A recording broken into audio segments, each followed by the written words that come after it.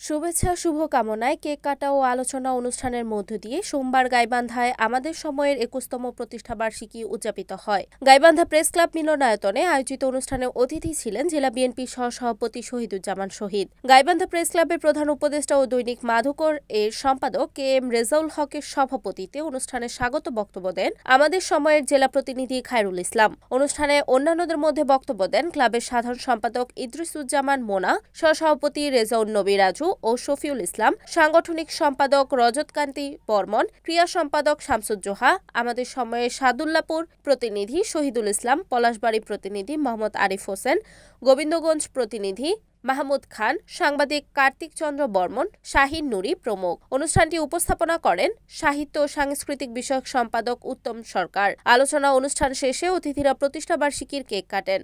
বক্তারা আমাদের সময়ের বস্ত্রনিষ্ঠ সাংবাদিকতার প্রশংসা করে বলেন, মুক্তিযুদ্ধের চেতনা প্রতিষ্ঠায় এবং জাতীয় অগ্রগতিতে পত্রিকাটির বিশাল ভূমিকা পালন করছে। পত্রিকাটি আগামীতে আরও এগিয়ে দেশের শীর্ষ স্থানে পৌঁছে যাবে বলে অনুষ্ঠানের বক্তারা আশা প্রকাশ করেন।